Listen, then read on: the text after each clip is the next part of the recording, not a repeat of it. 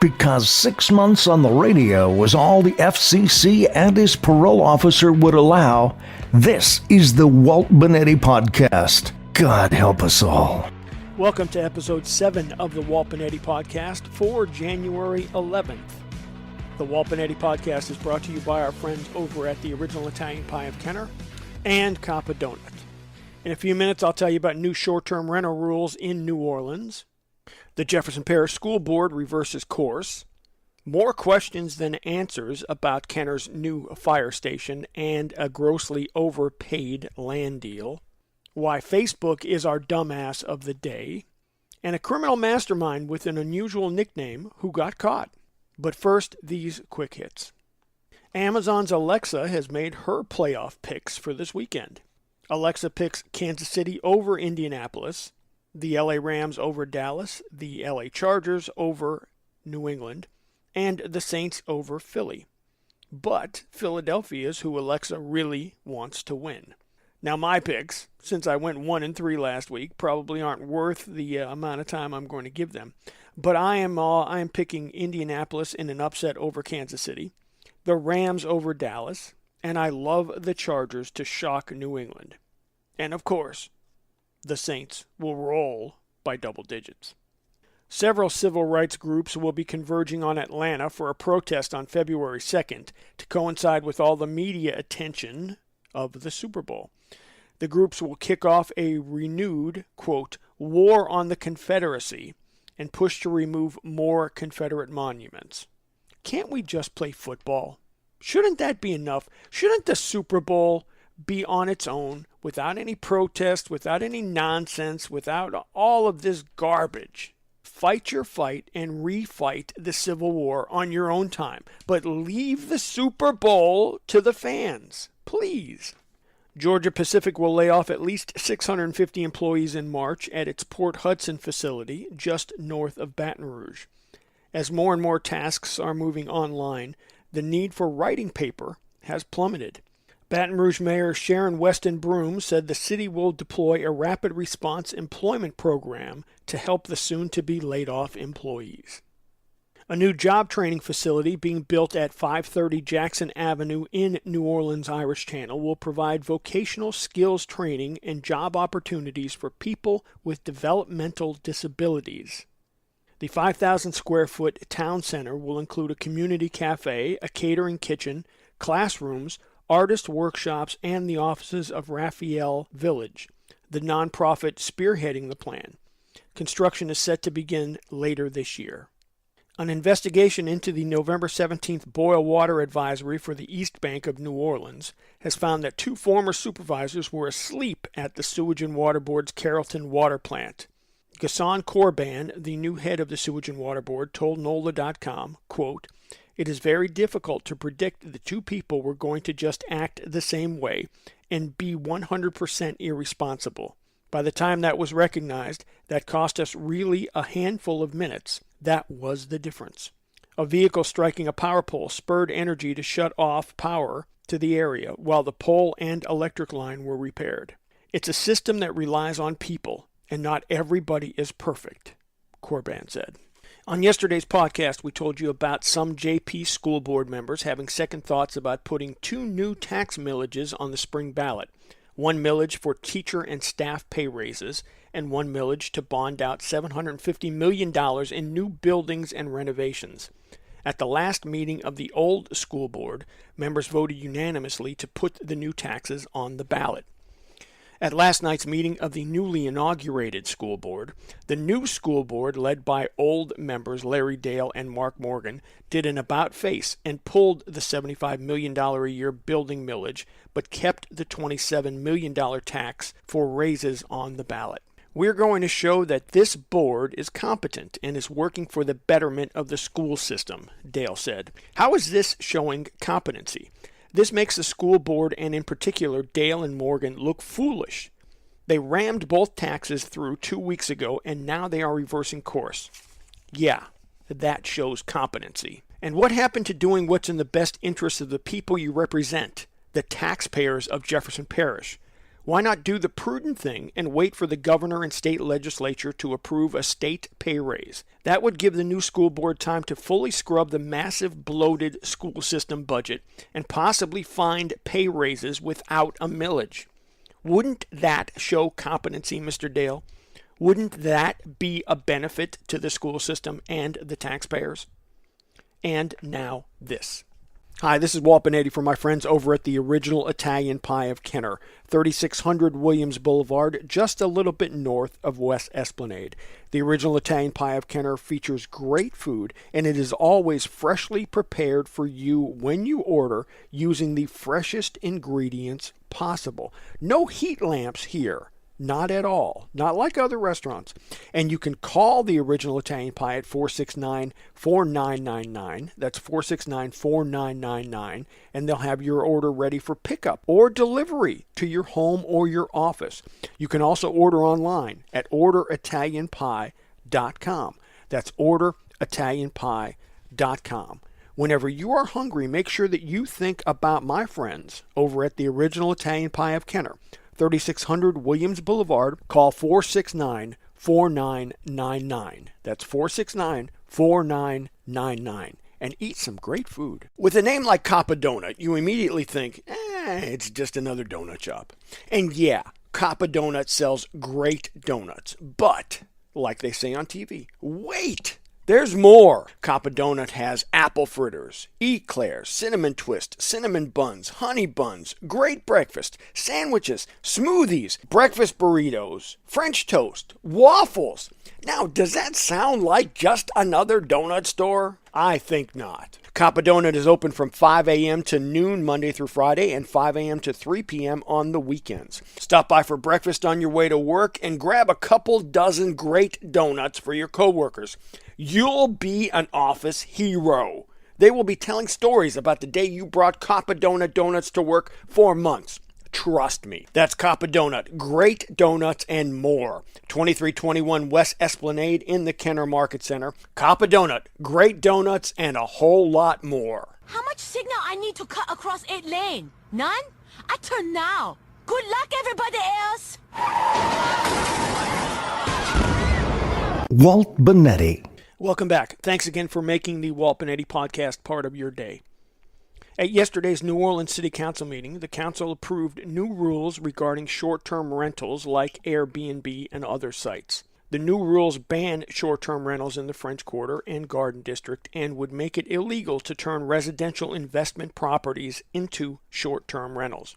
The council also asked the Cantrell administration to come up with a new fee and fine structure that could bring in up to $20 million in new revenue annually to be dedicated to funding affordable housing. Our job is to provide a place for our residents, and that can't happen while our neighborhoods are sold to the highest bidder, Councilwoman Kristen Palmer said. The new council rules allow short-term rentals if a homestead exemption is in place, meaning the homeowner must reside there and effectively banning whole house rentals. While several council members and many members of the public expressed reservations about the new rules, the council voted unanimously to approve. Despite the protest of citizens and at least one Kenner city councilman, Kenner Mayor Ben Zahn is pushing forward with his plan to grossly overpay for a piece of vacant land for a new Kenner fire station. The property on Duke Street off Loyola Avenue is currently assessed at $230,400 for property tax purposes. The state DOTD, the city, and the property owner each have appraisals, with the property valued at between $700,000 and $1.9 million, which is the owner's appraisal, and wildly optimistic. The owner's appraisal assumes that the property will be rezoned from C1 to C2, which is not guaranteed, and the property is marketed as a hotel development. The city is paying $1.5 million, or twice the DOTD's appraisal, and $600,000 more than the city's own appraisal for the property. In a memo to Mayor Zahn Wednesday afternoon, District 1 Councilman Gregory Carroll, whose district will be most impacted by the move and the new fire station, asked the mayor to put a hold on the land purchase until several questions and concerns were addressed. Councilman Carroll wrote, On behalf of the citizens of District 1 and the City of Kenner, I am respectfully asking that you delay the purchase and any signing of documents pertaining to purchasing the property that would be used as a replacement for the City of Kenner Volunteer Fire Department number 38 located at 400 Veterans Highway, Kenner, Louisiana, until after our January 18th council meeting. There are a number of new questions and concerns that has been brought to our attention on the purchase of the property that I feel have not been fully answered and that should be addressed, such as the purchase price of the aforementioned property, the location and safety concerns of the proposed fire station property to the citizens of District 1 and District 5, the legality of the final approval of the purchase agreement not being signed by the Kenner City Council for the final approval. Your support of our request would be appreciated. Respectfully, Gregory W. Carroll. But Zahn refused Councilman Carroll's request and issued his own statement Thursday, trumpeting the land purchase as a key economic development piece for the city. The mayor also praised the fact that no City of Kenner money yet would be involved in the project, and all funding for the land and new fire station would come from state and federal funds. But what Mayor Zahn doesn't get is, regardless of where the funding comes from, it's still our money. Yeah, it's great that the DOTD is compensating Kenner $3.46 million for the old fire station, but why blow almost half of that amount on overpriced land? Won't that cause a substandard fire station to be built on what's left over? Shouldn't the construction of a state-of-the-art fire station be the point, not overpaying for some land? And why not locate the new fire station on land Kenner already owns? Initially, Mayor Zahn and his administration said they were told by PIAL, the Property Insurance Industry of Louisiana, the group that ranks Louisiana fire departments and fire insurance costs, that the new firehouse had to be built on the Duke property, and that would help raise Kenner's fire rating from a 2 to a 1, thus lowering fire premiums for Kenner policyholders. But that was not the case. A spokesperson for the PIAL said they've had no conversations with the City of Kenner regarding the new fire station, and even if they did, they cannot tell the city where to put a fire station, or that moving one fire station in the City of Kenner would even improve Kenner's fire rating. Now the mayor is backtracking again and putting the decision on the location of the fire station on Kenner Fire Department Chief Ryan Bergeron. In a text message, Zahn said, quote, "Fire department suggested the general location based on safety and response time issues." According to the statement from Mayor Zahn, the lot adjacent to the KPD complex was considered and rejected due to ground-level transportation congestion issues that will occur during the construction of the flyover ramps. But the flyover ramp construction is temporary. And wouldn't the congestion also adversely impact KPD as well? If that is a real issue, what steps are Mayor Zahn and Police Chief Glazer taking to mitigate that? And what about the impact on Kenner neighborhoods that are south of I-10 and the industrial complex that is west on Veterans? Anyone who's tried to travel south on Loyola leaving the Circle K going towards I-10 knows that that is a bottleneck area, and congestion there is a massive problem. According to Zahn, the cost of the land, the over-purchase price, the 3 mixed appraisals, the possibility of building a substandard fire station because there won't be that much money left over, the response times for neighborhoods on Veterans and the industrial complex on Vets, none of those issues matter. Because according to the mayor, the bottom line is, quote, "At the end of the day, the purchase of the property and construction of the new fire station will cost the City of Kenner absolutely nothing." Now, while that may be true, that alone doesn't make overpaying for land in Kenner's best interest. This is yet another bad deal for the people of Kenner, with way too many unanswered and poorly answered questions remaining. Now, the Walt Bonetti Podcast Dumbass of the Day. The dumbass of the day is Facebook. A Mandeville marketing company had a post ranking king cakes banned by Facebook. The issue wasn't king cakes, but the plastic baby traditionally inserted in king cakes. The company's post included a photo of the baby that Facebook deemed inappropriate due to excessive skin or nudity. The company is still posting, but blurring out the baby's body.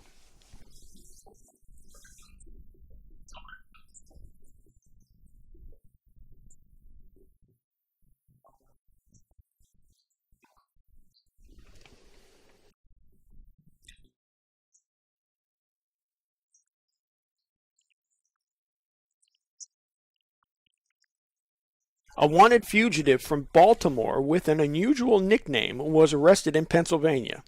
Anthony Doo-Doo Butt Ward was wanted for first-degree murder. One good thing, though, I don't think Doo-Doo Butt will have many boyfriends in prison. I wonder if that's what his mother calls him. Hey, Doo-Doo Butt, it's time for dinner. A Des Moines, Iowa man was jailed early New Year's Day after he caused $1,000 in damages to a convenience store and assaulted a cashier with a banana. Police responded to a report of a domestic dispute around 3 a.m. New Year's Day. When they arrived, the cashier reported being chased around the store by 26-year-old Rogelio Tapia. Witnesses said Tapia threw several items at the cashier, including a banana. "You better mind your own business, or I will maim you with this banana," said no one, ever. Tapia was charged with assault on certain occupations, simple assault, interference with official acts, third-degree criminal mischief, and cruelty to fruit.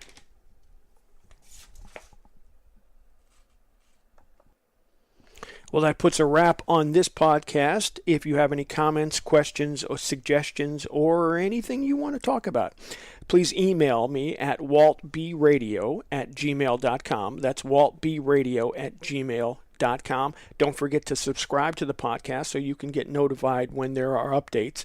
And please support our sponsors. The Original Italian Pie of Kenner, 3600 Williams Boulevard, 469-4999 is their telephone number. You can call ahead. They'll have your order ready for pickup or delivery, or you can always dine in there and eat some great food at the Original Italian Pie of Kenner. Also, Coppa Donut, 2321 West Esplanade in the Kenner Market Center.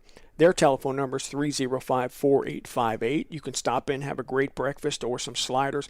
Get some donuts for the game this weekend. You know you want to. Coppa Donut is great donuts and more. As we say every day, please go out and be a blessing. Change someone's life or change your own. You know you can and you know you want to. So just do it. Be a blessing. Thanks for listening. Walt Bonetti.